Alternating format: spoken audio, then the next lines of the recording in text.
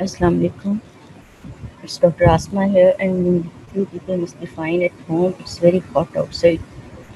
आप लोग घर में रहिए और सुकून से अपनी पढ़ाई करो और जो भी एक्टिविटीज़ हैं, ठीक है ना। Today we are going to discuss a very important topic. आपके for understanding it is very important. दूसरे ये आपके एग्जामिनेशन पॉइंट ऑफ व्यू से भी बहुत इंपॉर्टेंट है, बिकॉज इसमें हम 3 मेन कैटेगरीज डिस्कस करेंगे। एक तो मसल ब्लड फ्लो, कि नॉर्मल कितना होता है, ड्यूरिंग एक्सरसाइज उसमें क्या चेंजेस आते हैं, because this is very very important topic. और नेक्स्ट जो है ना, हम कॉर्नरी ब्लड फ्लो डिस्कस करेंगे, and third will discuss the ischaemic heart diseases, जो मायोकार्डियल इन्फार्क्शन या एंजाइना वगैरह है, ठीक है। So will move on to the first topic of today, that is the blood flow regulation in skeletal muscle. Skeletal muscle में during exercise और rest क्या होता है? During exercising muscles the blood flow increases, ठीक है।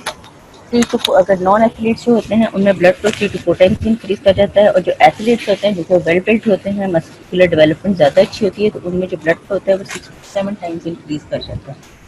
Rate of blood flow during exercise जो है ना, 3 to 4 मिलीलीटर पर मिनट पर 100 ग्राम्स ऑफ मसल जो है ना, वो नॉर्मली होता है।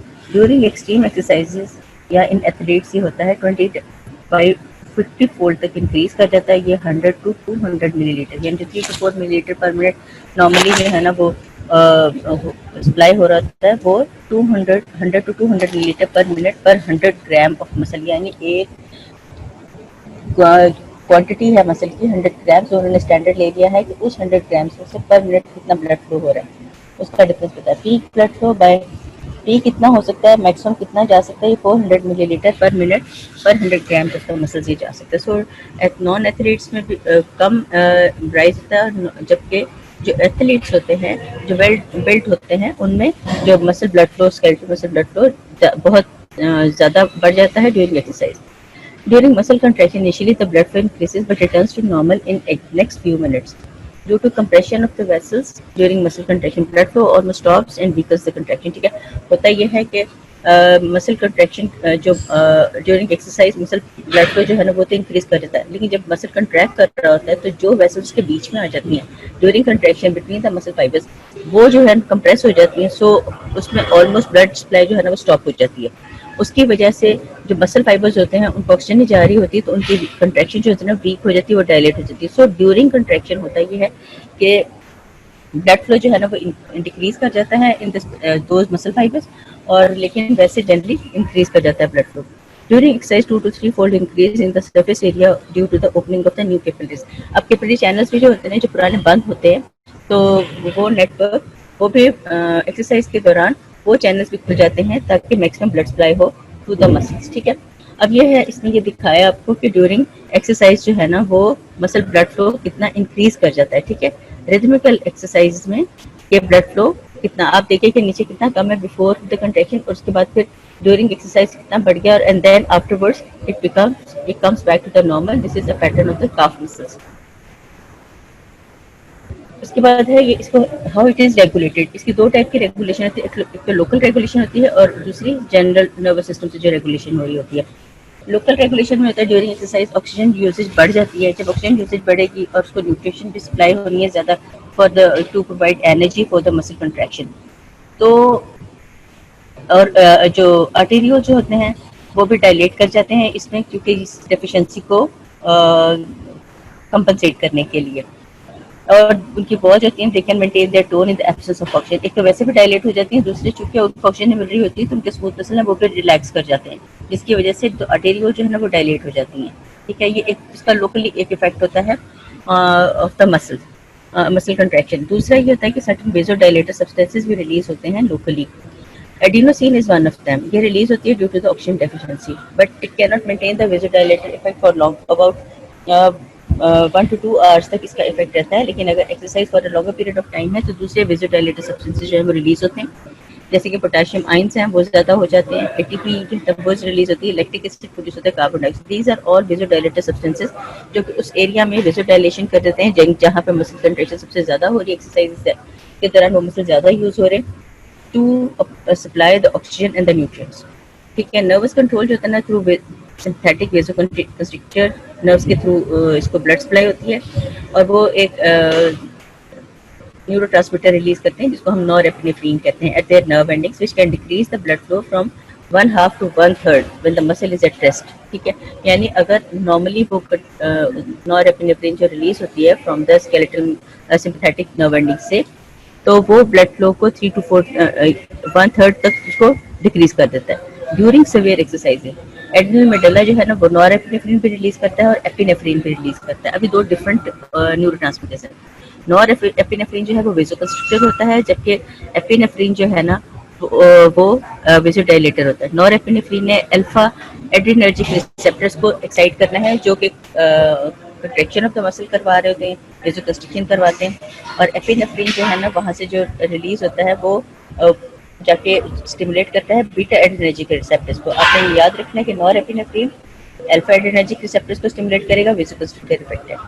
जो एपिनेफ्रिन है वो बीटा एड्रिनर्जिक रिसेप्टर्स को एक्टिवेट करेगा और उन्होंने वेसोडाइलेशन करवानी है।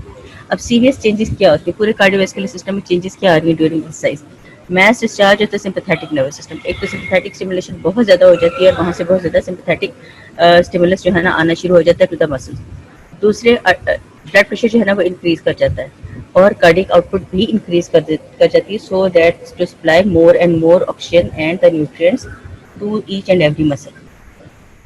अब जो मास सिंपैथेटिक डिस्चार्ज है उसका इफेक्ट क्या होता है? एक तो हार्ट रेट स्टिमुलेट होता है, हार्ट स्टिमुलेट होता है तो हार्ट रेट और strength of pump the blood heart की दोनों इंक्रीज कर जाती है। ये आपको पता है सिंपैथेटिक का ये इफेक्ट है। ठीक है, due to increase sympathetic discharge and inhibition of the, इसमें क्या होता है एक तो सिंपैथेटिक की स्टिमुलेशन हो रही है और पैरासिम्पैथेटिक की इनहिबिशन होती है। पैरासिम्पैथेटिक इनहिबिट हो जाएगा यानी उसका जो slowing effect of the heart है वो भी खत्म हो जाएगा और जो स्ट्रेंथ ऑफ द मसल को कम करता है वो भी खत्म हो जाएगा। इसका मतलब है उसके जो इनहिबिटरी इफेक्ट थे ऑन द सिंपैथेटिक सिस्टम वो खुद ही इनहिबिट हो जाते हैं और सिर्फ जो काम रह जाता है वो सिर्फ सिंपैथेटिक डिस्चार्ज का रह जाता है। ठीक है, blood flow to the exercising muscle is increased due to local vasodilator effect while arterioles of rest of the body they are constricted. होता क्या है कि जो वो मसल जहाँ पे कि कंट्रैक्शन हो रही है उस एरिया की जो ब्लड वेसल्स होती हैं वो डायलेट कर जाती हैं, बाकी सिंपैथेटिक डिस्चार्ज की से बाकी जो बॉडी की जो ब्लड वेसल्स हैं वो कंस्ट्रिक्ट कर जाती हैं, सो दैट कि वहाँ से भी जो ब्लड है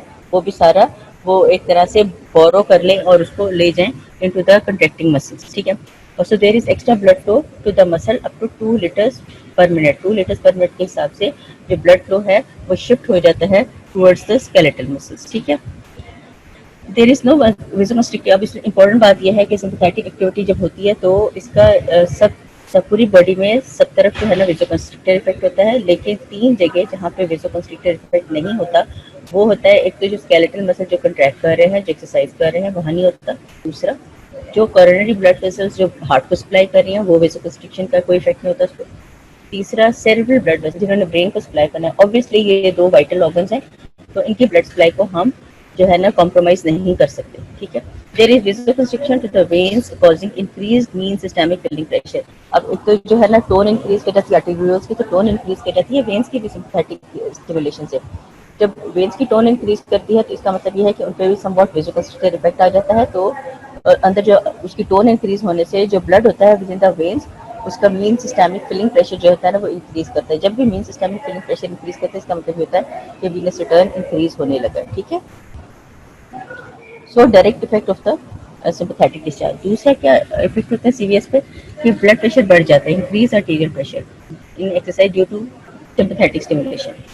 Increased arterial pressure is due to the vasoconstriction of the arterioles and the metaarterioles. Small arteries जो होती हैं और arterioles वो constrict कर जाती हैं तो सारा जो blood there returns to the heart. तो blood pressure towards in the vessel जो है ना वो increase कर जाता है। Increased pumping activity of the heart ज़ाहिर है तो resistance forward तो pumping activity भी बढ़ जाती है। This is all under the influence of sympathetic discharge. Increase mean systemic filling pressure by the venous contraction, यानी वो जो इफेक्ट सिंपैथेटिक का पहले हो रहा है उससे एक और इफेक्ट हो जाता है यानी ब्लड प्रेशर भी इंक्रीज कर जाता है। अब ये ब्लड प्रेशर का जो इंक्रीज है वो रेंज होता है फ्रॉम 20 मिलीमीटर ऑफ मर्करी भी हो सकता है up to 80 millimetre of mercury भी हो जाता है इंक्रीज, और उससे मीन आर्टेरियल प्रेशर जो है ना वो मीन आर्टेरियल प्रेशर होता है 120 मिलीमीटर ऑफ मर्करी तो बढ़ के 170 मिलीमीटर ऑफ मर्करी तक भी जा सकता है। It happens in a person standing on a, ये उस किस्म की एक्सरसाइज होती है कि जब एक बंदा जो है ना वो लेटर पे खड़ा है और सिर्फ नेल को हिट कर रहा है, ठीक है, कोई कील लगा रहा है, उसमें भी जो है blood flow towards the exercising muscle इतना इंक्रीज कर जाता है, ठीक है। लेकिन अगर एक बंदा जो बहुत सवियर एक्सरसाइज कर रहा है, जैसे कि रनिंग है, स्विमिंग है, तो उसमें जो ब्लड प्रेशर जो है ना वो 20 to 40 मिलीमीटर ऑफ मर्क्यूरी बढ़ता है। क्यों इतना? आप देखिए कि पहले जब कम एक्सरसाइज कर रहा है तो 80 मिलीमीटर ऑफ मर्क्यूरी तक भी बढ़ सकता है, ठीक है। लेकिन जब हैवी एक्सरसाइज कर रहा है तो 20 to 40 मिलीमीटर मर्क्यूरी ही बढ़ता है, इससे ज़्यादा नहीं बढ़ता। वजह इसकी क्या होती है कि एक जो एक्टिव मसल्स होते हैं ना वहाँ पे लोकली वेजोडाइलेटर्स भी रिलीज होते हैं, जो हमने पहले पढ़ा है, ठीक है। जो एक्सरसाइजिंग मसल्स होते हैं उनमें वेजोडाइलेटर्स रिलीज होते हैं, जिसकी वजह से वेसल्स डायलेट कर जाती हैं और there is more blood supply to the muscles. So उससे ये होता है कि ब्लड प्रेशर जनरली बहुत ज़्यादा नहीं बढ़ता। सो इन जो माइल्ड एक्सरसाइज होते हैं उसमें ब्लड प्रेशर ज़्यादा बढ़ता है as compare to the severe exercises, जिसमें कि blood pressure usually 20 to 40 millimetre of mercury तक ही बढ़ता है, ठीक है, ड्यू टू लोकल वेजोडाइलेशन। अब सिग्निफिकेंस क्या होती है increase cardiac output during exercise? अब इसमें देखिए कि एक नॉर्मल है, ये जो नीचे नजर आ रहे हैं आपको, जो रेड में है वो आपको आर्टीरियल और वीनस जो है ना वो नजर आ रहे हैं। नीचे ब्लैक में है कि नॉर्मल है, आर्टीरियल और जो कार्डियक आउटपुट और वीनस रिटर्न कर्व्स, ठीक है, जो ब्लैक है, ये दोनों स्ट्राइक कर रहे हैं एक दूसरे को पॉइंट ए पे, जहाँ पे राइट आर्टीरियल प्रेशर जो है ना वो 0 मिलीमीटर ऑफ मर्क्यूरी, ये नॉर्मल कंडीशन है। लेकिन ड्यूरिंग एक्सरसाइज होता क्या है, कार्डियक आउटपुट बहुत ज्यादा बढ़ जाता है, ठीक है। It can reach up to 25 millimetre of mercury, 25 litres per minute, ठीक है। और जो मीन सिस्टेमिक फिलिंग प्रेशर है वेन्स का वो भी बढ़ जाता है और वो +20 तक चला जाता है, और वो भी विनस रिटर्न भी जो है ना वो भी बढ़ जाता है विद रेफरेंस टू इट। और ये दोनों जहाँ पे कंसाइड कर रहे हैं, अगर आप उसको यहाँ से देखेंगे तो ये बी पॉइंट बी पे एक दूसरे को कंसाइड कर रहे हैं, और अगर आप नीचे इसको भी यू ड्रॉप इट डाउन तो आप देखिए यहाँ पर राइट एट्रियल प्रेशर भी 4 तक मिलीमीटर ऑफ मर्क्यूरी तक चला जाता है, लेकिन जो सिस्टेमिक जाता है वो आप देखिए 20 मिलीमीटर ऑफ मर्क्यूरी तक चला जाता है, ठीक है। उसका फायदा ये था कि विनस रिटर्न बढ़ जाता है, ठीक है, क्योंकि difference between the right atrial pressure और मीन सिस्टेमिक फिलिंग प्रेशर काफ़ी ज़्यादा है। So during exercise cardiac output बढ़ता है, वीनस रिटर्न भी बढ़ता है, राइट एट्रियल प्रेशर भी बढ़ जाता है, मीन सिस्टेमिक फिलिंग प्रेशर भी बढ़ जाता है, ठीक है। तो ये this is all to supply more and more oxygen and nutrition to the exercising muscle. This was all about the blood flow in the skeletal muscle. अब उसके बाद नेक्स्ट हमारा बहुत इंपॉर्टेंट टॉपिक है, that is the coronary circulation. Heart जो हमारे सारी body को ब्लड सप्लाई कर रहा है, उस बेचारे को कौन ब्लड सप्लाई कर रहा है? उसको भी तो चाहिए ना ब्लड सप्लाई, ठीक है। तो उसके लिए जो सिस्टम है, दो specialised vessels which are called coronary vessels, ठीक है। दो होती हैं कोरोनरी वेसल्स, ये आप देखिए डायग्राम में, this is left coronary artery and this is right coronary artery. This is the aortic valve होती है, ये यहाँ पर एओर्टिक वेल्व है जो कि आर्च ऑफ एओर्टा में जा रही है, आर्च ऑफ एओर्टा जैसे फिर आगे फर्दर ब्रांचिंग है, रीब्रांचिंग होकर याद, ठीक है।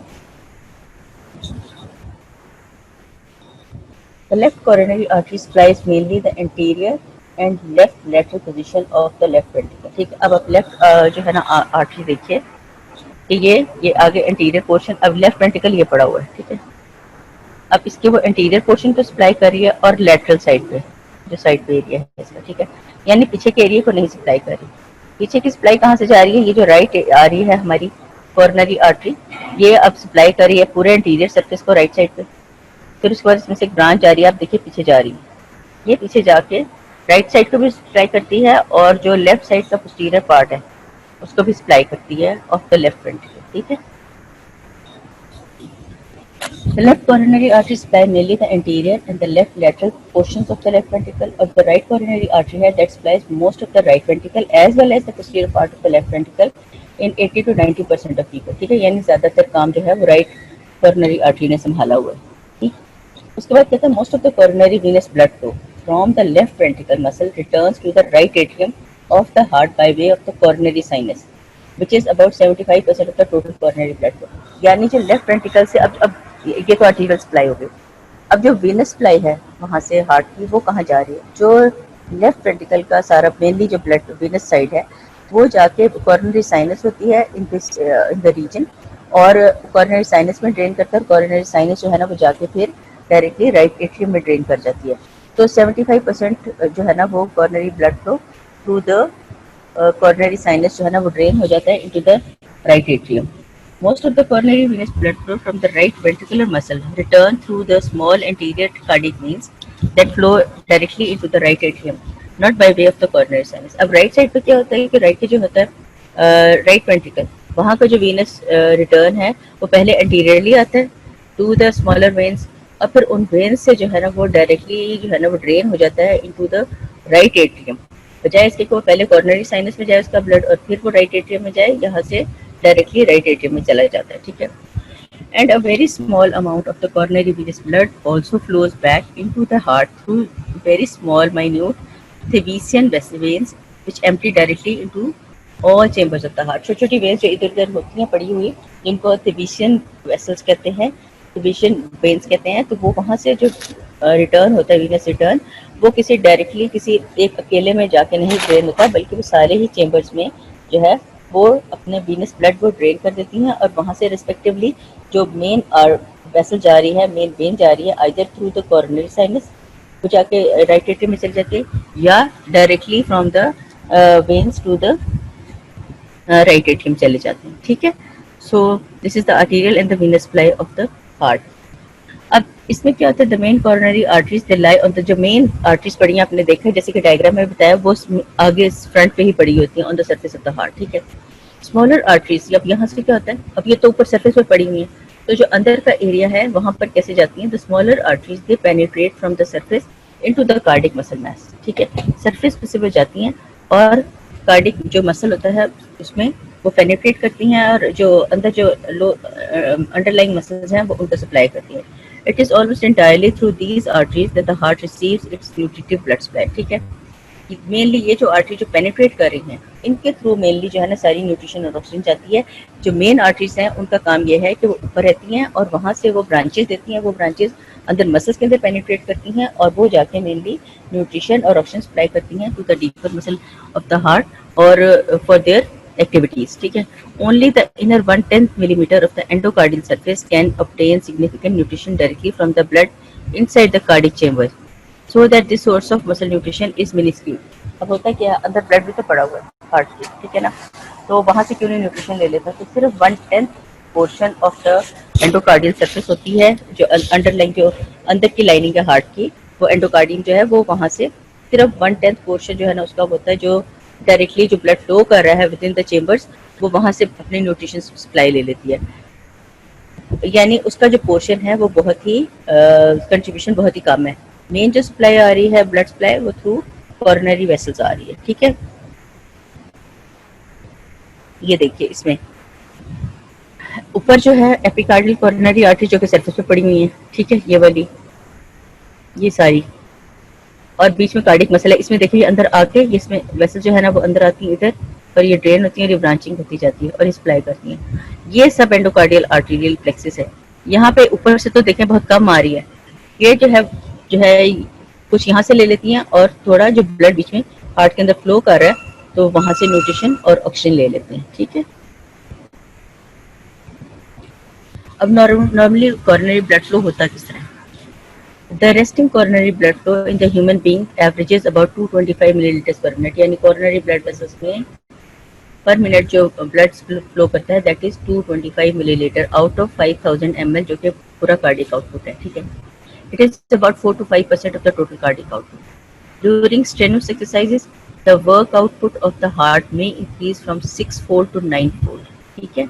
यानी जो ब्लड सप्लाई है टू द हार्ट को इंक्रीज कर जाती है during exercises from 6 to 9-fold तक। During strenuous exercise the coronary blood flow increases 3 to 4-fold। अच्छा, अब क्या है, work output of the heart, जो मसल एक्टिविटी है वो तो 6 to 9-fold इंक्रीज करी है, लेकिन जो कॉर्नरी ब्लड फ्लो है वो सिर्फ 3 to 4-fold इंक्रीज किया। इसका मतलब है कि जितना वर्क आउटपुट है या वर्कलोड है उसके हिसाब से तो कॉर्नरी ब्लड फ्लो बहुत कम है, ठीक है।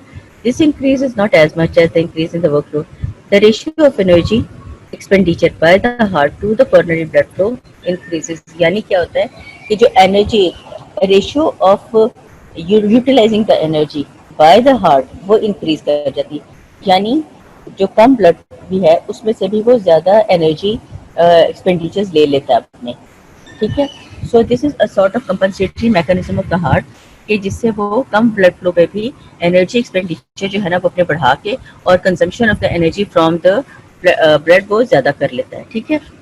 This is the efficiency of the cardiac utilization of energy increases to make up for the relative deficiency of the coronary blood flow. ये जो है ना ये efficiency of the heart है जिसकी वजह से वो जो deficiency of the coronary blood flow है उसको compensate कर लेता है और towards the heart, ठीक है, which is as the coronary blood supply is less as compared to the workload on the heart, ठीक है। normal blood supply में ये यानी 225 ml तो normal है, 4 to 5% of the normal cardiac output है।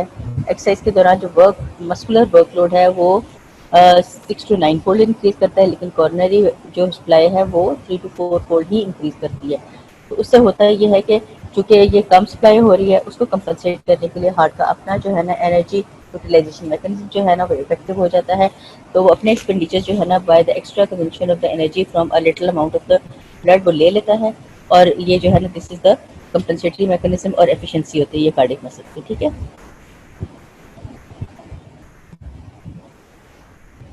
Now this is a graph which represents the what happens in the blood flow in the coronary capillaries. Systolic में जो coronary blood vessels हैं उनमें ब्लड किस तरह flow करता है, डायस्टोलिक में क्या करता है। सिस्टोलिक में क्या होगा, आप देखिए कि अब ये दिखाया है इन्होंने वाई एक्सिस पे coronary blood flow है 100, 200, 300 ml, नॉर्मल कितना है 225 ml, ठीक है।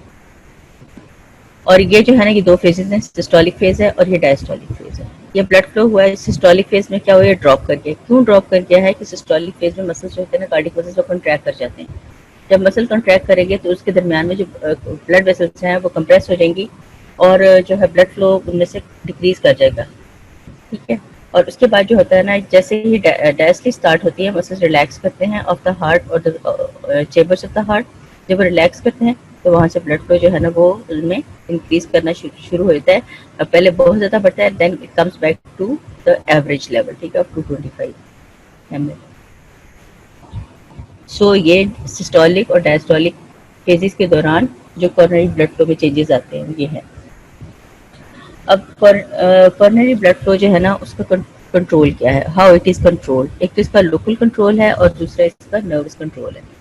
नर्वस कंट्रोल डायरेक्ट होता है और इनडायरेक्ट होता है। अब लोकल कंट्रोल कैसे हो रहा है, local control of coronary blood flow, oxygen demand as a major factor for the this is a major factor for the local control of coronary blood flow. 70% of the oxygen is utilised from coronary circulation, ठीक है। Local vasodilator substances are produced under the effect of decreased oxygen, which increase the blood flow as oxygen demand increases. होता क्या है तो normally जो है ना oxygen जो है ना वो कोरोनरी ब्लड फ्लो के थ्रू ही इसको सप्लाई होती है, ठीक है। और level of oxygen is the main determinant, यानी जितनी ऑक्सीजन डिमांड होगी उसके हिसाब से कोरोनरी ब्लड फ्लो इंक्रीज करेगा या डिक्रीज करेगा। अगर ऑक्सीजन सप्लाई कम हो जाती है या workload on the heart increase कर जाता है, उसकी डिमांड बढ़ जाती है, तो क्या होता है वेसोडाइलेटर सब्सटेंसेस बन जाते हैं उसके अंदर which are release under the influence of decreased oxygen level. अब इसमें जो मेन जो है वो होते हैं एडिनोसिन कंपाउंड्स, एटीपी वगैरह होते हैं। अब होता है कि एटीपी जो है ना वो ब्रेक डाउन होकर एडीपी में कन्वर्ट, एडीपी एएमपी में कन्वर्ट होती है एडिनोसिन मोनोफॉस्फेट, और फिर वो ब्रेक डाउन होकर सिर्फ एडिनोसिन बन जाती है जो कि रिलीज हो जाती है इनटू द सर्कुलेशन, ठीक है। उसके अलावा पोटेशियम आयंस होते हैं वो बहुत इंपॉर्टेंट होते हैं क्योंकि जब जैसे ही ब्लड फ्लो कम होता है तो पोटेशियम लेवल ज़्यादा हो जाता है, ठीक है। पोटेशियम लेवल ज़्यादा होता है तो उससे जो कार्डियक इरिटेबिलिटी है ना वो बढ़ जाती है, ठीक है, उसकी कंट्रैक्शन बढ़ जाती है। फिर हाइड्रोजन आयन जो होते हैं ना वो वेसोडाइलेटर सब्सटेंसेस के तौर पे इफेक्ट करते हैं, कार्बन डाइऑक्साइड करते हैं, ब्रेडिकिनिन होता है, एंड पॉसिबली द एक और सब्सटेंस होता है जिसको हम कहते हैं प्रोस्टाग्लैंडिन्स एंड नाइट्रिक ऑक्साइड। वो भी बहुत इंपॉर्टेंट वेसोडाइलेटर सब्सटेंसेस होते हैं जो कि रिलीज होते हैं due to the deficiency of oxygen, ठीक है। ये सारी चीज़ें रिलीज हो रही हैं जो कि इंक्रीज करवा देती हैं blood flow to the coronary blood vessels, ठीक है। दूसरा आ जाता है nervous control of coronary blood flow. इसका डायरेक्ट इफेक्ट जो होता है ना वो आता है from the neurotransmitters release from the sympathetic and parasympathetic nerve fibres. अब न्यूरोट्रांसमीटर्स कौन होते हैं, सिंपैथेटिक से कौन से आते हैं, नॉरएड्रेनालिन एंड एड्रेनालिन आते हैं, ठीक है, या नॉरएपिनेफ्रिन एंड एपिनेफ्रिन आते हैं। पैरासिम्पैथेटिक से एसिटाइलकोलिन आता है, ठीक। एसिटाइल कोलिन का इनहिबिटरी इफेक्ट होता है हार्ट, और जो होते हैं सिंपैथेटिक के एपिनेफ्रिन, नॉरएपिनेफ्रिन, उनका स्पेशली नॉरएपिनेफ्रिन उसका डायरेक्ट जो है ना एक्साइटेटिंग इफेक्ट होता है ऑन द हार्ट, ठीक है। इनडायरेक्ट इफेक्ट जो होता है कंट्रोल, वो through the local vasodilator substances के थ्रू होता है, जो कि in response to the through nervous regulation से वेजोडाइलेटर सब्सटेंसेस जो है ना वो रिलीज होते हैं। दिस इज मोर मार्क, यानी कि इसका इफेक्ट ज्यादा होता है as compare to the direct effect of the sympathetic, क्योंकि सिंपैथेटिक ने भी पैरासिम्पैथेटिक ने भी अपना जो इफेक्ट करना है that is through vasodilator and vasoconstrictor substances की करना है, ठीक है। This is the nervous control of the coronary arteries. Now we come to the very important topic जो कि आपके एग्जाम में भी आ जाता है, इस पे फुल फ्लेज क्वेश्चंस भी आते हैं और एमसीक्यूज भी आते हैं इसमें से, और इस पे आपको शॉर्ट क्वेश्चंस भी आते हैं, ठीक है, नोट भी आते हैं। इस्कीमिक हार्ट डिजीज, इस्कीमिक क्या होता है? Ischaemia is a state of deficiency of oxygen, ठीक है। वो हार्ट डिजीजेस जो कि होती हैं due to the deficiency of oxygen. It results from the insufficient coronary blood flow, ज़ाहिर है इनसफिशिएंट कोरोनरी ब्लड फ्लो होगा तो ऑक्सीजन सप्लाई कम हो जाएगी। Some deaths occur suddenly due to the acute coronary occlusion और फिब्रिलेशन ऑफ हार्ट। अब होता क्या है, कोई भी अटैक होता है, दिस इंक्लूड्स ऑल द जिसको हम आम जबान में हार्ट अटैक्स कहते हैं। इसमें क्या होता है, अगर सडन ऑनसेट हो, बहुत सवेयर हो, तो एकदम से भी डेथ हो जाती है उसकी बंदे की, इस वजह से कि उसमें एकदम से कोरोनरी ऑक्लूजन होती है, कोरोनरी ब्लड वेसल्स एकदम से बंद हो गई ड्यू टू एनी रीजन, और ब्लड सप्लाई नहीं जा रही टू द हार्ट, और हार्ट जो और हार्ट को नहीं जा रही तो पंपिंग नहीं हो रही, तो ब्रेन को भी नहीं जा रही, so it results to the brain and the heart death हो जाती है, ठीक है। फिब्रिलेशन ये कि या तो हार्ट जो है ना वो इतना तेजी से पंप कर रहा है, इतनी हाई स्पीड पे पंप कर रहा है कि जो कार्डिक आउटपुट है वो नेग्लिजिबल हो जाती है। जब वो नेग्लिजिबल होगी, इसका मतलब ये है कि टू द ब्रेन जो मसल ब्लड सप्लाई है दैट इज नॉट सफिशिएंट, ठीक है। सो जो एक्यूट डेथ होती हैं in the ischaemic heart disease वो दो वजह से हो सकती हैं, कोरोनरी ऑक्लूजन की वजह से या फिब्रिलेशन की वजह से। दूसरी डेथ जिसमें कि वो पेशेंट सर्वाइव कर जाता है, और वो after a very long period of time, years जो होते हैं वो इसलिए हो जाती हैं कि with the passage of time अगर हार्ट मसल सही तरह कॉन्ट्रैक्ट नहीं कर रहे, उनको ब्लड सप्लाई नहीं जा रही, न्यूट्रिशन की सप्लाई नहीं जा रही, कॉर्नरी वेसल्स में और उसके सिस्टम्स में कोई प्रॉब्लम है, तो होता यह है कि by the passage of time जो मसल जो है ना वो वीक होते चले जाते हैं, और जो pumping activity of the heart है वो भी स्लो होती जाती है, ठीक है। और इसमें सबसे इंपॉर्टेंट जो फैक्टर है that is the atherosclerosis. Atherosclerosis क्या होता है? This is the most frequent cause, सबसे ज्यादा इंपॉर्टेंट जो है ना कॉज है दैट इज द एथेरोस्क्लेरोसिस, जो कि हमारे आजकल का जो हमारा लाइफस्टाइल है उसकी वजह से हम लोग इसमें फंसे हुए हैं। और क्यों इतनी हार्ट डिजीजेस हैं, क्यों इतने ज़्यादा पेशेंट जो है ना सडन जो है ना कार्डियक अरेस्ट से मर जाते हैं, कुछ है जिनका पता भी नहीं चलता कि पहले कोई उनकी प्रीवियस हिस्ट्री थी या नहीं थी। वो इसीलिए होता है कि उनमें एथेरोस्क्लेरोटिक पैचेस बने होते हैं अंदर जिनका पता ही नहीं होता हमें, ठीक है। और ये होते क्यों हैं? इसमें या तो जेनेटिक प्रीडिस्पोजिशन कि या कि फैमिली में रन करता है, आपने देखा किसी फैमिली में हार्ट डिजीजेज सब्सिक्वेंटली होती ही हैं, या तो जेनेटिकली डिटर्मिन्ड है, या किसी कोई ओबीस बंदा है, ओवरवेट है, उसमें ज़्यादा चांसेस होते हैं। सेडेंटरी लाइफस्टाइल, यानी कि जैसे आप लोग आजकल घर में पड़े हुए हैं, ना कोई एक्सरसाइज करता है, ना कोई उठता है, ना कोई बाहर निकलता है, ना कोई बिस्तर से उठने की कोई तौफीक नहीं करता, ठीक है ना, सारे पड़े होंगे, अभी भी सारे लेटे होंगे, ठीक है। तो ये है कि that is the sedentary lifestyle. दूसरे क्या करते हैं, जाके जंक फूड खा लेते हैं, बर्गर खा लिए, शवरमा खा लिया, ये खा लिया, वो खा लिया, पिज्जा खा लिए, ऑल दोज डाइट्स जो कि आपको कोलेस्ट्रॉल लेवल इंक्रीज करते हैं, लिपिड प्रोफाइल आपका डिस्टर्ब करती हैं, आपका वेट इंक्रीज करती हैं, आप सारे वो काम कर रहे हैं जो कि डायरेक्टली आपके हार्ट को अफेक्ट कर रहे हैं, ठीक है। और लड़के तो माशाल्लाह से बीच में स्मोकिंग भी करते हैं, उनको क्या कहा जाए। एंड दे हैव क्या, वो लोग जो होते हैं जिनमें हाई ब्लड प्रेशर होता है, आप देखिए फैमिली में भी जो हाई ब्लड प्रेशर की टेंडेंसी है वो फैमिली में रन करती है, ठीक है। जो और कुछ जो है ना फैमिली में रन करती है damage to the endothelial cells of the coronary blood vessels, ठीक है। कोलेस्ट्रॉल गेट्स डिपॉजिटेड होता है, केस में सारी ये जो हमने अपने वेट बढ़ाया होता है, हमने खा पी के बैठे होते हैं सुकून से, और ऊपर से हमारी जेनेटिक डिस्पोजिशन भी हो, तो रिजल्ट क्या होता है उसका कि जो हमारी कोरोनरी ब्लड वेसल्स होती है उसकी एंडोथेलियम होती है, उसके नीचे कोलेस्ट्रॉल डिपॉजिट होना शुरू हो जाता है, ठीक है। और ये फिर जो है ना ये कोलेस्ट्रॉल जब डिपॉजिट होता है ये बाद में फाइब्रस टिश्यू में कन्वर्ट हो जाता है, और उसमें कैल्सिफिकेशन यानी कैल्शियम डिपॉजिट होती है, और वो कैल्सिफिकेशन होती है यानी अच्छा खासा एक प्लाक बन जाता है, ठीक है, resulting in the atherosclerotic plaque. ये this is very important thing कि इसने इतने डैमेजेस करने हैं कि जितना आप सोच भी नहीं सकते, ठीक है। Protruding in the vessel lumen and block them. क्या होता है, क्या है, अब ये एक प्लाक बन गया एंडोथेलियल सरफेस के नीचे। ये क्या करता है, ये ज़ाहिर है इसने मसल में तो नहीं जाना है, ये जब बढ़ जाता है तो प्रोट्रूड कर जाता है within the lumen of the vessel. जो वेसल का अंदर का पोर्शन है उसके अंदर ये आ जाता है, बढ़ जाता है, और अगर ये ज़्यादा बड़ा हो जाए तो उस वेसल को ये ब्लॉक भी कर देता है। ठीक है, सो कॉर्नरी वेसल ब्लॉक हो जाती है समहाउ। कॉमन साइट्स जो है ना जहाँ पे कि एथेरोस्क्लेरोटिक प्लाक बन सकता है वो होते हैं कि जो मेजर कॉर्नरी वेसल्स हैं उनका फर्स्ट फ्यू मिलीमीटर का जो एरिया होता है उसमें जो है ना एथेरोस्क्लेरोटिक प्लाक बनने के चांसेस ज्यादा होते हैं। ठीक है,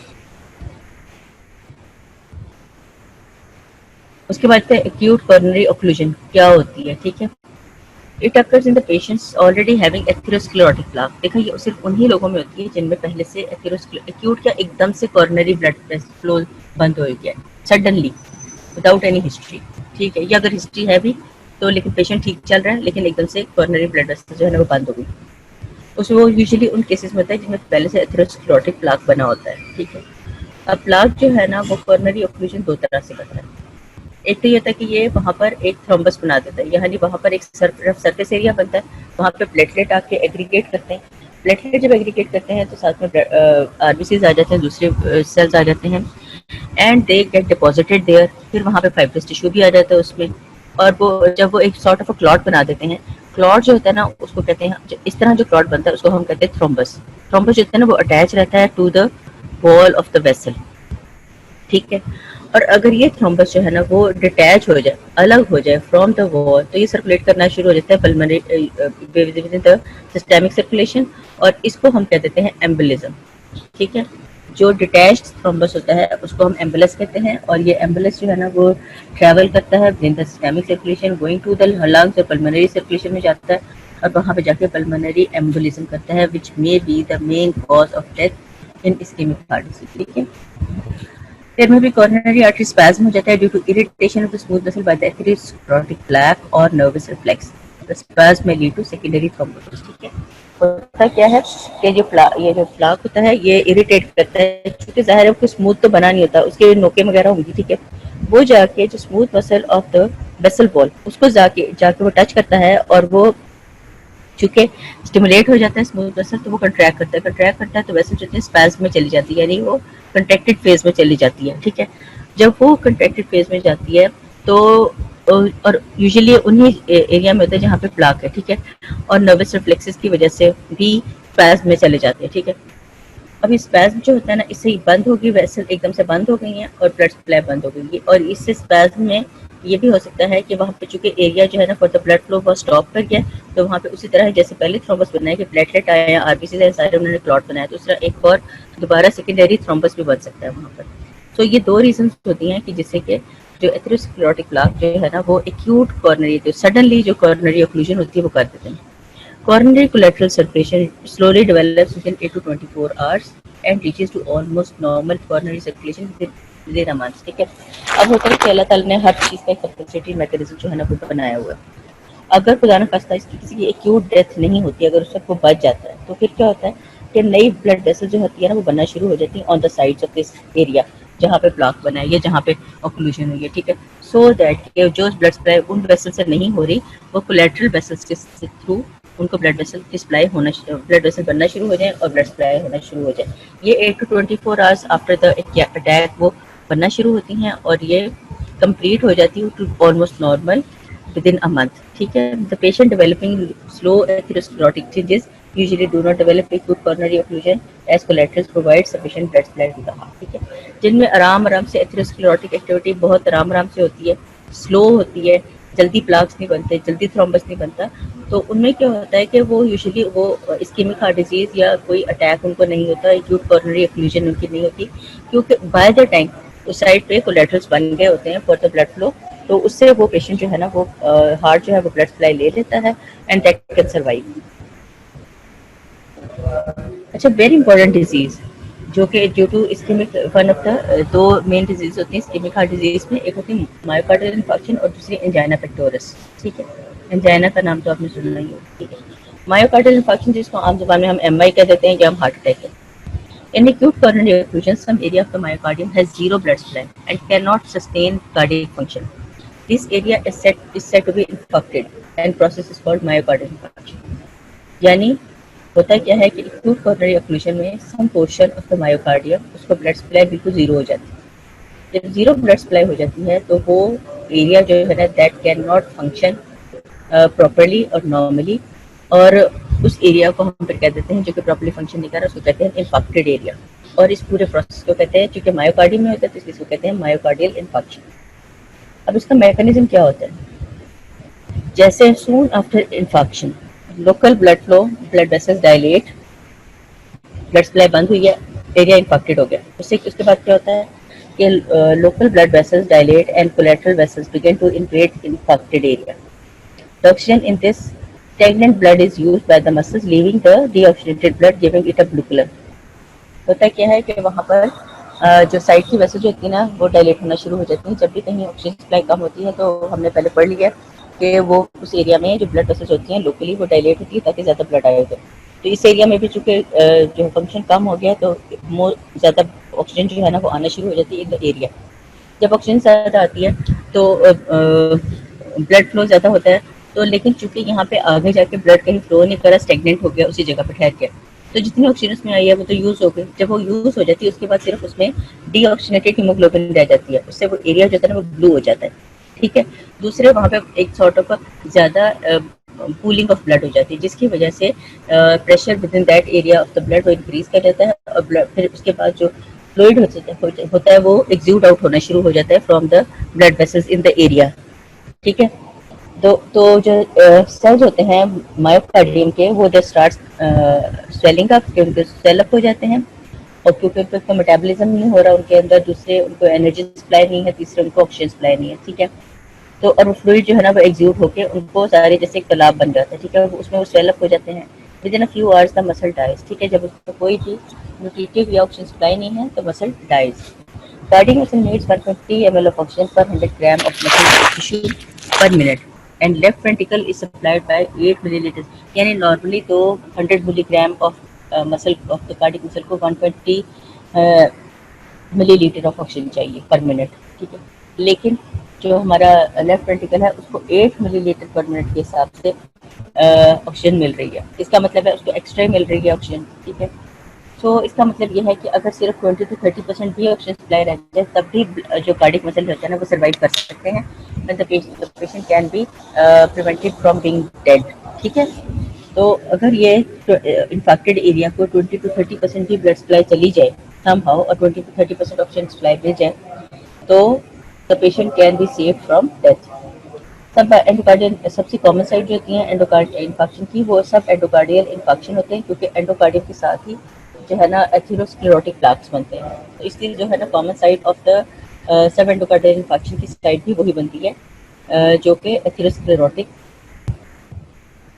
प्लाक की होती है। ठीक है, as it is compress during ventricular contraction. Sub endocardium का एरिया ही सबसे ज्यादा कंट्रैक्ट भी होता है ड्यूरिंग वेंट्रिकुलर कंट्रैक्शन। ठीक है, अब कोरोनरी ऑक्लूजन होती है तो इसमें कॉज ऑफ डेथ क्या होती है? एक तो डिक्रीज कार्डियक आउटपुट हो सकती है, दूसरे damming of blood in the venous system हो जाती है, तीसरा ये है कि फिब्रिलेशन ऑफ द वेंट्रिकल। तीन मेन कॉजेज होती हैं जो कि डेथ की वजह होती है, और चौथी जो है ना rupture of the infected area. चार मेन वजह होती हैं of the death after acute coronary occlusion. अब क्या है, obviously pumping ability of the heart जो है ना वो कम हो गई है, स्ट्रेंथ ऑफ द मसल कम हो गई है। ठीक है, इसलिए जो कार्डियक आउटपुट है वो ऑब्वियसली कम हो जाएगी। When the normal ventricular muscle contract, the infected area does not contract and bulges out। ठीक है, this reduced pumping ability of the heart leads to cardiac failure and death, and this condition is called coronary या cardiogenic shock। ठीक है, अब इस तरह जो होता है कि जो इन्फेक्टेड एरिया होता है वो तो नॉन फंक्शनिंग होता है। जो नॉर्मल मसल कंट्रैक्ट कर होते हैं तो infected area that bulges out doesn't take part in the contraction. ठीक है, जब डेफिशिएंट कंट्रैक्शन होगी या वीक कंट्रैक्शन होगी तो कार्डियक आउटपुट भी कम होगा। जब कार्डियक आउटपुट कम होता है तो subsequently the patient goes into shock, और इस शॉक को हम कह देते हैं कार्डियक या कार्डियोजेनिक शॉक। ये 40% जो केसेस में लेफ्ट वेंट्रिकुलर इन्फार्क्ट में ये कार्डियोजेनिक शॉक होता है। ठीक है, दूसरा होता है कंडीशन की जिसमें डेथ हो सकती है, damming of the blood in the venous system, कि उनमें पूल हो जाता है, उनमें जमा हो जाता है वेन्स के पीछे। When with no pumping of the, आगे अगर पंप नहीं कर रहा ब्लड तो ज़ाहिर पीछे स्टेगनेंट हो जाएगा blood. By the heart there is damage of the blood in the atrial and the blood vessels of the lungs। ठीक है। एट्रिया में भी ब्लड जो है ना वो रह जाता है, रुक जाता है, और पीछे जो लंग्स होते हैं उनमें भी ब्लड प्रेशर स्टेगनेंट हो जाता है, सिस्टेमिक सर्कुलेशन में भी, ठीक है। उससे ये होता है कि मेनली लंग्स में जो कैपिलरी प्रेशर जो होता है ना वो बढ़ जाता है। कैपिलरी प्रेशर बढ़ने से क्या होता है, there is decrease blood flow to the kidneys and kidneys do not excrete the urine. सारा ब्लड जो है ना स्टॉप हो गया, ब्लड फ्लो किडनीज को भी नहीं जा रहा, तो किडनी ने भी यूरिन एक्सक्रीट करना खत्म कर दिया, ठीक है। जो लंग्स में जो ब्लड प्रेशर जो है ना वो विद इन द वेसल्स जो कूलिंग हुई है ब्लड की, तो ब्लड जो होता है ना starts exuding out from the capillaries, वो लंग टिश्यू में जमा होना शुरू हो जाता है और कॉज द पल्मोनरी एडिमा, और pulmonary edema is the major cause of death, ठीक है। ये देखिए इसमें ये दिखाया है, जो ये है, ये जो दिखाई है इन्फेक्टेड एरिया है, ये नॉन फंक्शनल है। तो जब मसल कंट्रैक्शन हुई है तो ये सारा मसल जो कंट्रैक्ट कर रहा है ये वाला, लेकिन ये मसल कंट्रैक्ट नहीं कर रहा, इट स्टार्ट्स बल्जिंग आउट, ठीक है। तो अब जब बल्जिंग आउट एक हिस्सा बल्ज कर गया, दूसरा वैसे ही है, तो फिर जो पंपिंग एबिलिटी है वो कम हो जाएगी, कंट्रैक्शन कम फोर्सफुली नहीं होगी, तो पंपिंग जो है ना वो इनइफेक्टिव हो जाती है और कार्डिक आउटपुट कम हो जाती है, ठीक है। फिर हो जाता है fibrillation of the ventricles after MI. MI के बाद फिब्रिलेशन भी ज़्यादा होती है। Most common cause of death in MI is fibrillation. It may occur within first 10 minutes after infarct और after 1 hour due to cardiac irritability, ठीक है। Fibrillation या तो एमआई के फौरन बाद स्टार्ट हो जाती है फिब्रिलेशन, या उसके 1 आवर के बाद, कि जबकि एरिया जो है ना दूसरे कार्डिक मसल जो है ना वो ज़्यादा एक्साइट होने शुरू हो जाते हैं, इरिटेबल होते हैं, उनमें ज़्यादा कंट्रैक्शन स्टार्ट हो जाती है, फिब्रिलेशन हो जाती है, ठीक है। फैक्टर्स कौन से होते हैं which leads to the tendency for the heart to fibrillate. अब एमआई के केस में कौन कौन से फैक्टर हैं जिनकी वजह से फिब्रिलेशन होने के चांसेस बढ़ जाते हैं। एक तो acute loss of the blood supply leading to the low potassium in the ischemic musculature and increase potassium, ठीक है, in the ECF surrounding the heart, causing the increased irritability of the myocardium resulting in fibrillation। होता क्या है कि जो infected area है उससे low blood supply होती है और कैल्शियम लेवल कम हो जाता है, ठीक है। लेकिन जो साइड पे जो एरियाज हैं उनमें चूंकि ब्लड सप्लाई ज़्यादा होती है during contraction as compare to this, और पोटेशियम लेवल भी ज़्यादा होता है। पोटेशियम लेवल ज़्यादा होता है तो उस कार्डियक मसल्स की इरिटेबिलिटी या एक्साइटेबिलिटी बढ़ जाती है। जब वो बढ़ती है तो वो ज़्यादा जल्दी जल्दी कंट्रैक्ट करते हैं, फिब्रिलेशन हो जाती है। दूसरा क्या रीजन हो सकती है, ischemia of the muscle causing injury current. जो इस्कीमिया होता है, जो ऑक्सीजन डेफिशिएंसी से जो मसल इंजरी होती है, तो उसको हम उसको इंजरी करंट भी कहते हैं, यानी जो electric current flows from ischemic muscle to the normal muscle causing fibrillation. खुद ब खुद इलेक्ट्रिक इम्पल्स जो है ना वो निकलना शुरू होती है यहाँ से, नॉर्मल मसल में चल जाते हैं, फिब्रिलेशन कर देती हैं। तो powerful sympathetic discharge causes fibrillation by increasing cardiac irritability. Cardiac जो कार्डिक मसल जो होते हैं ना उनकी एक्साइटेशन या इरिटेबिलिटी जितनी बढ़ जाती है, और अगर सिम्पैथेटिक स्टिमुलेशन थोड़ी सी भी है तो फिर फिब्रिलेशन स्टार्ट हो जाती है। मायोकार्डियल वीकनेस लीड्स, अच्छा मायोकार्डियल जो एरिया है, जो इन्फेक्टेड एरिया है वो जो है ना वीक हो गया, उसके वीक होने से जो एक वेव जा रही है उसको ट्रैवल करने में वो ज़्यादा टाइम ले रही है, वो ज़्यादा टाइम ले रही है तो वो री एंट्री ऑफ द जो है ना स्टिमुलेशन हो जाती है into the cardiac cycle. Re entry होती है तो एक ऑलरेडी एग्जिस्टिंग कंट्रैक्शन होती है, उसमें एक और जो है ना वो कंट्रैक्शन जो है ना वो समेट कर जाती है और फिब्रिलेशन स्टार्ट हो जाती है। सो दीज आर 4 फैक्टर्स जो कि which lead to the fibrillation in ventricles after myocardial infarction, जो कि cause of death होती है। फिर rupture of the infected area होता क्या है, it either occurs immediately within a day or so, but after a few days dead muscles जो होते हैं their fibers they degenerate and cardiac muscle fibers become thin and this thin area bulges out during contraction, that is systolic stretch कहते हैं हम उसको, which if comes worse can lead to fracture of the heart, ठीक है। जब जो area infected हो गया या तो उसी वक्त ही फट जाएगा, खत्म हो जाएगा, ठीक है, और या ये है कि अगर कुछ दिनों बाद भी जो थोड़ा सा वो जो फाइबर्स हैं इन दैट एरिया वो चूँकि उनकी नरिशमेंट पूरी नहीं होती है, सप्लाई पूरी नहीं होती, तो वो फाइबर्स जो होते हैं ना वो डिजनरेट कर जाते हैं और थिन हो जाते हैं। जब वो थिन हो जाते हैं ड्यूरिंग कंट्रैक्शन तो सिस्टोलिक, तो एक तरह का वो एरिया जो था ना दैट बल्जेस आउट, जब पूरा एरिया जो है ना बाकी हार्ट का ट्रैक करे तो एरिया दैट बल्जेस आउट उसको हम कहते हैं सिस्टोलिक स्ट्रेच। पूरा हार्ट जो है ना सिस्टली में गया हुआ है और ये जो है ना एरिया ये स्ट्रेच हो गया, ठीक है, this is called systolic stretch. अगर ये ज़्यादा हो जाए वर्स तो that can leads to rupture of the heart. The blood surrounds the heart the cardiac tamponade causing compression of the heart. इसमें क्या होता है कि जो वहाँ पे जो स्टेगनेंट ब्लड होता है उसमें भी वो ब्लड जो होता है ना दैट लूज आउट, और ये रप्चर की वजह से भी जो चेम्बर में से ब्लड निकलता है वो सराउंड कर लेता है हार्ट को और कार्डिक टेम्पोनेट कर देता है। कार्डिक टेम्पोनेट हमने कल पढ़ा था कि अगर कार्डिक टेम्पोनेट हो जाए तो कार्डिक आउटपुट जो है ना वो फॉल कर जाता है। The blood can not flow into the right atrium and the patient dies of decrease cardiac output. ठीक है, तो चूंकि उसके बाहर pressure on outside the heart increase कर जाता है और वो डेथ हो जाती है। तो 4 डिफरेंट फैक्टर्स होते हैं which lead to death after MI: decreased cardiac output, damage of blood in venous system, फिर fibrillation of ventricles after MI और rupture of the impacted area। अब MI से पेशेंट रिकवर भी करते हैं, ठीक है, जिनको इमीडिएटली और विद इन टाइम उनको चली जाती है मेडिकल एड, तो वो बच भी जाते हैं। उसमें क्या होता है कि ये स्टेजेस ऑफ रिकवरी में रिप्लेसमेंट होती है of the dead vessel by the scar tissue और कोरोनरी स्टील सिंड्रोम होता है। ठीक है, अब रिप्लेसमेंट कैसे होती है? Central area of the infected area is dead, central area से डेड होता है उसका जो इंफेक्टेड पोर्शन है। सराउंडिंग एरिया जो है ना वो नॉन फंक्शनल होता है लेकिन अलाइव होता है। ये एरिया जो है ना विद इन डेज और सो ये फंक्शनल हो जाता है क्योंकि उसमें कोलेटरल सर्कुलेशन जो है ना वो डेवलप हो जाती है on the margin. Central area जो है ना उसमें फाइब्रस टिश्यू इन्वेड करना शुरू करता है, फाइब्रस स्कार बना देता है। फाइब्रस स्कार की क्वालिटी होती है कि वो बाद में कंट्रैक्ट करता है और वो डिसॉल्व हो जाता है। ठीक है, तो ये जो है ना it occurs after a few months और ईयर्स। ठीक है, तो इसमें ओल्ड स्कार्स भी कभी नजर आ जाते हैं पेशेंट्स के जब हम एमआई का केस देखते हैं।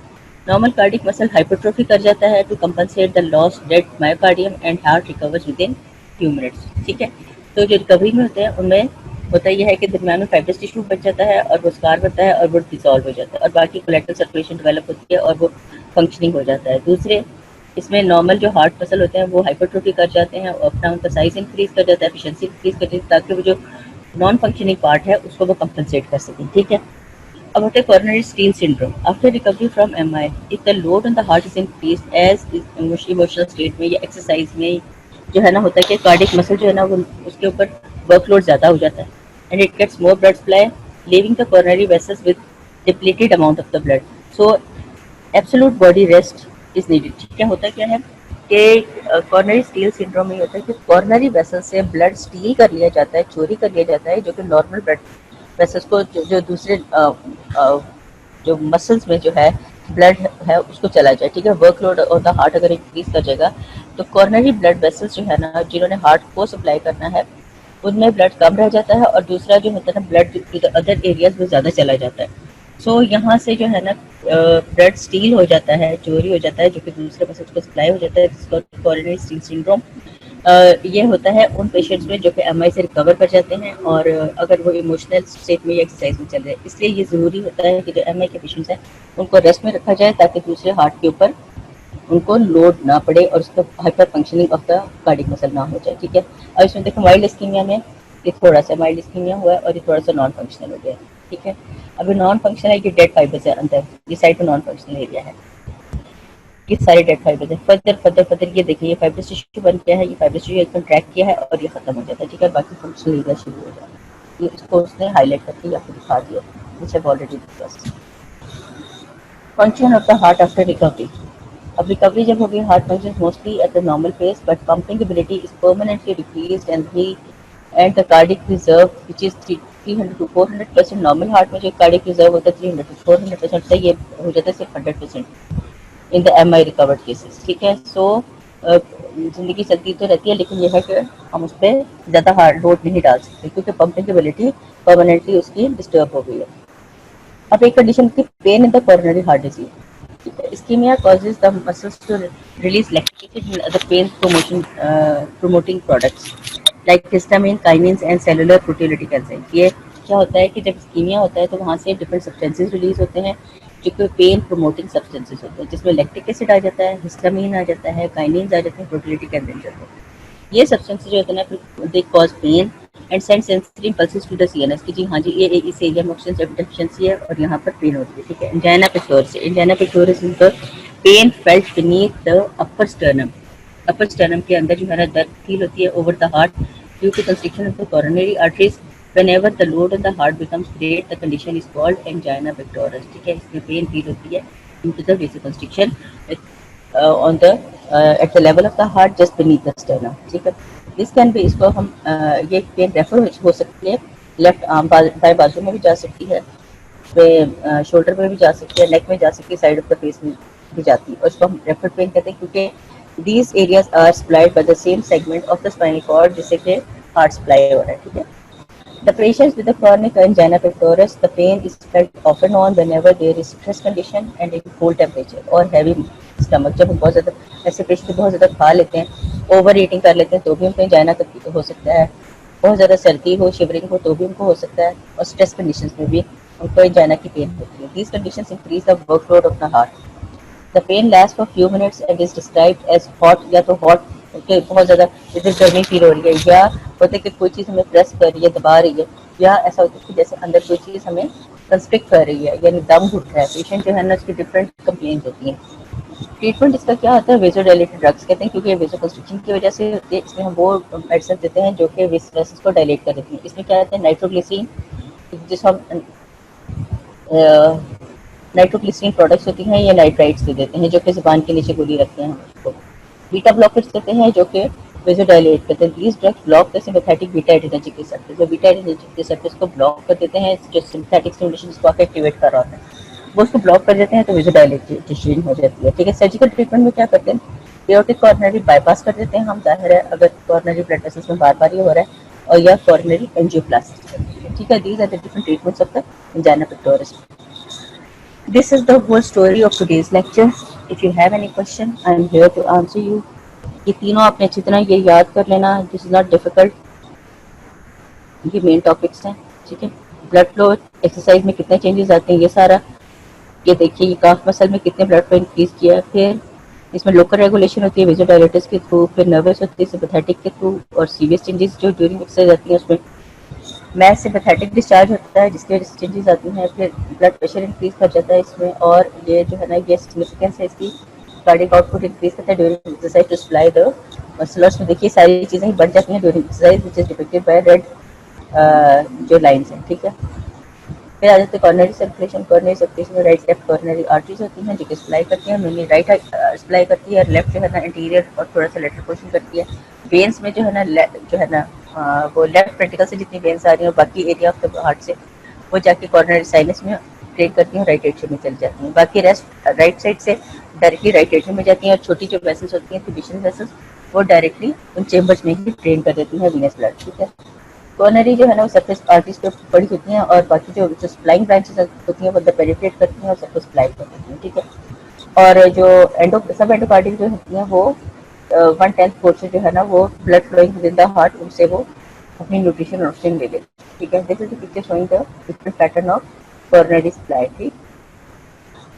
नॉर्मल कॉर्नरी ब्लड फ्लो जो होता है ना, ये 225 ml होता है, 4 to 5% का होता है। और जो जो मसल पे वर्कलोड होता है वो 6 to 9 टाइम्स इंक्रीज करता है। कॉर्नरी ब्लड फ्लो जो होता है ना वो 3 to 4 टाइम्स इंक्रीज करता है। उसकी कंपनसेशन में जो हमारा एनर्जी होता है, कंजम्पशन जो सिस्टम होता है हार्ट का, एफिशिएंसी वो एक्टिवेट हो जाता है, और वो ज़्यादा कम ब्लड से ज़्यादा एनर्जी जो है वो रिट्रीव कर लेता है। ठीक है।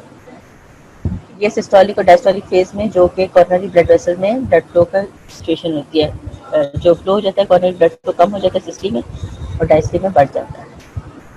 फिर कॉर्नरी ब्लड फ्लो के कंट्रोल जो होते हैं ना वो दो तरह के होते हैं, लोकल होते हैं और नर्वस कंट्रोल होते हैं। नर्वस होते हैं डायरेक्ट एंड इनडायरेक्ट होता है। ठीक है। Local control is very important, जो ऑक्सीजन डेफिशिएंसी की वजह से डिफरेंट वेसोडाइलेटर सब्सटेंसेस होते हैं वो रिलीज होते हैं, तो ब्लड सप्लाई करते हैं। नर्वस जो होता है ना वो सिम्पैथेटिक स्टिमुलेशन या पैरासिम्पैथेटिक इनहिबिशन वगैरह से होता है। ठीक है। और ये भी मेनली अपना काम थ्रू न्यूरोट्रांसमीटर से करते हैं इनडायरेक्टली। फिर इस्केमिक हार्ट डिजीज आ जाती है, जिसमें एथेरोस्क्लेरोसिस इज वेरी इंपॉर्टेंट। जो प्लाक बन जाते हैं वो हमारे जो है ना वो डिफरेंट प्री डिस्पोजिंग फैक्टर्स हैं, जिसमें कि जेनेटिक आ जाता है, overweight, obese, obesity, sedentary lifestyle, high blood pressure वगैरह, ये सारे ये मिलकर हमें दवाई ले आते हैं, एथेरोस्क्लेरोटिक प्लाक बना देते हैं। Acute coronary occlusion atherosclerotic plaque की ही वजह से होती है, और उसके जो होता है रिजल्ट्स क्या होते हैं, रीजंस क्या होती हैं, वो आपने देखना है। ठीक है। मायोकार्डियल इन्फार्क्शन जो है ना, अगर इन्फेक्टेड एरिया हो तो फिर वो कार्डिक जो है ना वो अगर ब्लड सप्लाई जीरो हो जाए to the area of muscle, तो वो इन्फेक्टेड हो जाता है। प्रोसेस को हम कहते हैं मायोकार्डियल इन्फार्क्शन। इन्फेक्शन में जो है ना उसका पूरा मैकेनिज्म है वो आपने देखना है कि वो कैसे हो जाता है। ठीक है। और फिर उसके बाद कॉजेज ऑफ डेथ क्या होती हैं, डिक्रीज कार्डिक आउटपुट होती है, damage of blood in the nervous system. फिर ये है कि जो नॉन फंक्शनिंग जो बल्जिंग होती है उसकी ये बहुत अफेक्ट करती है इसको। फिब्रिलेशन हो जाती है due to different causes in the MI, और rupture of the affected area फॉरन भी हो सकता है, लेटर स्टेजेस भी हो सकता है, ठीक है। फिर रिकवरी में जो होता है ना, इसको फाइब्रस टिश्यू से भी वो हो जाता है, रिप्लेस हो जाता है और फंक्शनिंग हो जाता है, ठीक है। दूसरा कॉर्नरी स्टील सिंड्रोम होता है, उसमें रेस्ट बॉडी के लिए बहुत ज़रूरी होता है। अगर वो ना करे और स्ट्रेस में आ जाए तो फिर नॉर्मल जो ब्लड होता है, नॉर्मल कार्डियक मस्कुलेचर को ज़्यादा ब्लड चला जाता है, कॉर्नरी कम जाता है, तो उसमें जो है ना इसको हम कॉर्नरी स्टील सिंड्रोम कह देते हैं, ठीक है। ये डिफरेंट स्टेजेस हैं रिकवरी। और जो है एंजाइना पेक्टोरिस की कंडीशन जिसमें कि पेन होती है due to the release of the different pain promoting substances, जिसमें लैक्टिक एसिड वगैरह आ जाते हैं, ठीक है। और ये लेफ्ट हार्ट के ऊपर होती है, बीनीथ द स्टर्नम होती है, और रेफर पेन होती है, और जो डिफरेंट एरियाज को रेफर करते हैं, ठीक है। और ये वर्कलोड ऑफ द हार्ट की वजह से इंक्रीज कर जाती है, और इसको ट्रीट हम करते हैं विजोडाइलेटर सब्सटेंसेस से और बीटा ब्लॉकर से और सर्जिकल ट्रीटमेंट कर देते हैं। एंड ओके जी, thank you so much for listening and be attentive. और अब जाके अपना जो है ना नमाज पढ़ो और बाकी आके अल्लाह को याद करो और अपने एग्जाम की तैयारी करो, ठीक है। ओके, अल्लाह हाफिज़।